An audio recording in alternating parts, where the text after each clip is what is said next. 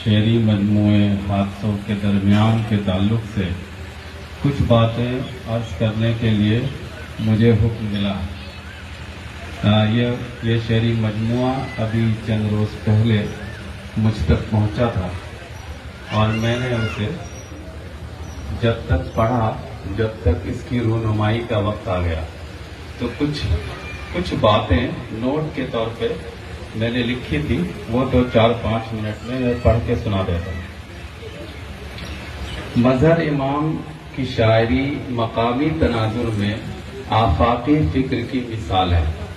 ان کی نظمیں تو سراسر مقامیت کی مثال ہیں۔ اس مقامیت میں ان کا اپنا گاؤں، اپنی بستی کی تہذیب نمایاں ہے۔ اس تہذیب کے عناصر، جغرافیائی خطے، یہاں کے افراد، یہاں کی تہذیبی تاریخ اور یہاں کی بولی بھی شامل ہے۔ مظہر امام کا اپنی شاعری میں مقامی الفاظ کا استعمال کرنا ان کی اپنی مٹی سے محبت اور گہری وابستگی کا مظہر ہے۔ بیگنا ان کی نظر میں شہر اماں ہے اور یہاں کی تہذیب ان کی نظر میں وہ مقدس مقام ہے جس کی ہر منزل پر وہ خود کو نثار کرتے جاتے ہیں اور کہتے ہیں یہ شہر اماں کا تمدن ہے مظہر، یہ شہر اماں کا تمدن ہے مظہر کہ ہر گام پہ میں لٹا جا رہا ہوں۔ اسی مقامیت میں انہوں نے آفاقیت کی فکر شامل کر دی ہے۔ جب وہ گاندھی سے اپنی عقیدت کا اظہار اور گوڈسے کی تنفیر کرتے ہیں تو اپنی مقامیت میں آفاقیت کو اوڑھ لیتے ہیں۔ اس کو یوں بھی سمجھیں کہ ان کی نظم نذرانہ عقیدت جو مولانا جلیل الرحمن قاسمی کے وداعی تقریب پر لکھی گئی، ایسی نظم ہے کہ کسی کی بھی وداعی تقریب پر یہ نظم سنائی اور پڑھی جا سکتی ہے، کیونکہ اس نظم میں نہ قاسمی صاحب کا نام ہے اور نہ ہی کوئی ایسی تلمیح ہے۔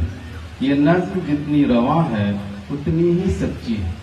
مظہر امام کی شاعری میں سچے جذبے کا اظہار ہوا، جو جتنا ہے اتنا ہی۔ ان کی نظموں میں گلوریفائنگ عناصر نہیں، یہ ان کی شاعری کا خاص عنصر ہے۔ ان کی نظموں کے علاوہ غزلوں میں بھی جا بجا مقامی عناصر ابھر آتے ہیں۔ ایک مثال دیکھیں، دیتی ہے دوا اکثر یہ بلبوں کی حسین بجلی، دیتی ہے دوا اکثر یہ بلبوں کی حسین بجلی، تم گھر میں سدا اپنے طاقوں پہ دیا رکھنا۔ اب یہ جو ہماری صورتحال تھی کہ بجلی ابھی آئی اور ابھی چلی گئی، پھر آئی پھر چلی گئی، اور طاقوں پہ دیا رکھنا جو ہماری تہذیبی عناصر میں شامل ہے، ان دونوں کو ملا کر کے جو شعر انہوں نے گونجا ہے، یہ ان کی ایک خاص بات ہے۔ اسی طرح کے ایک اور شعر ہے ان کے مجموعے میں، بجلیوں کا یہاں کچھ بھروسہ نہیں، بجلیوں کا یہاں کچھ بھروسہ نہیں، پاس رکھنا دیا روشنی کے لیے۔ ان کی غزلوں میں ان کی شخصیت کے کئی روشن پہلو چپکے اور دبے پاؤں آتے ہیں اور خوبصورت امیجری خلق کرتے ہیں۔ اس حوالے سے 1-2 شعروں پر گفتگو کرنا چاہتا ہوں۔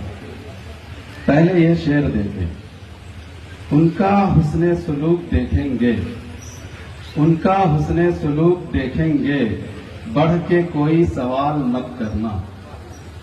اس شعر کی خاموش امیجری پر بات کریں تو ایسا لگتا ہے کہ شاعر اپنے کسی دوست کے ساتھ کسی معتبر شخص کے یہاں جا رہا، یعنی اس میں متحرک پیکر خلق ہوا ہے۔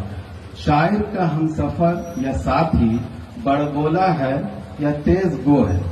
شاعر کو ڈر ہے اگر ساتھی نے کوئی ایسی بات کہہ دی جس سے سامنے والا ہوشیار ہو گیا تو اس کی شخصیت کا اصل پہلو سامنے نہیں آ پائے گا۔ اس لیے وہ اپنے ساتھی کو مشورہ دیتا ہے کہ بولنے سے زیادہ اہم ہے نوٹس کرتے جانا۔ سامنے والے کے بے ساختہ رویے سے ہم خود ہی اندازہ لگا لیں گے کہ اس کی شخصیت کی کیا خوبیاں ہیں۔ مظہر امام مرحوم سے میری ایک ملاقات ان کے گھر پر ہوئی تھی. ان سے مل کر یہی اندازہ ہوا کہ وہ اپنے مذکورہ شعر کو کے مجسم پیکر تھے. وہ زود فہم شخصیت کے حامل تھے. شخصیت میں ایسا ٹھہراؤ شاید ان حادثوں کی زائدہ ہو جن سے مظہر امام اپنی زندگی کے متعدد موڑ پر دوچار رہے. چنانچہ اس قبیل کے متعدد اشعار ہمیں ان کی غزلوں میں ملتے ہیں. انہوں نے بولنا کی ردیف میں کیا ہی عمدہ غزل کہی ہے جس سے ان کی شخصیت اور فکر کے کئی پہلو روشن ہوتے ہیں. یہ اشعار دیکھیں. ڈال دے گا ندامت میں ایک دن، ڈال دے گا ندامت میں ایک دن، یہ تیرا بے سبب دیر تک بولنا. پرخطر راستہ دھوپ بھی تیز تر، پرخطر راستہ دھوپ بھی تیز تر، ہم سفر ہم چلیں کب تلک بولنا. اسی قبیل کا ایک اور شعر دیکھیں. میں ہوں تنہا یہاں بھیڑ میں، میں ہوں تنہا یہاں بھیڑ میں، ایک عدد آدمی چاہیے. اس شعر کے دوسرے مصرے میں مستعمل لفظ آدمی کو مؤکد کر کے پڑھیں تو شاعر کی منشا مزید واضح ہوگی اور شعر کا حسن بھی مزید نکھر جائے گا. بھیڑ میں تنہا ہونے کا احساس وجودی کرب کا اظہار ہے. شعر کی معصومیت ایک عدد میں ہے. بس ایک ہی عدد چاہیے، زیادہ کی خواہش نہیں. لیکن شرط یہ ہے کہ وہ ایک عدد آدمی صرف گوشت پوست کا آدمی نہ ہو، کیونکہ یہاں پہلے ہی گوشت پوست والے اجسام کی بھیڑ ہے. شاعر کو ایک ایسے شخص کی معیت درکار ہے جو صرف ابن آدم نہ ہو بلکہ اس میں آدمیت بھی ہو. ہر شخص اپنے جیسے مزاج والے فرد کی معیت تلاش کرتا ہے.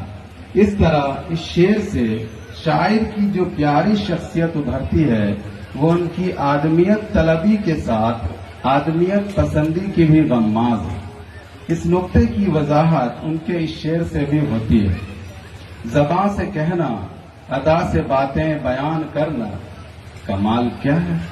زباں سے کہنا، ادا سے باتیں بیان کرنا، کمال کیا ہے. یقین دل سے خدا کی باتیں عمل میں لانا، کمال یہ ہے. اسی طرح یہ شعر بھی.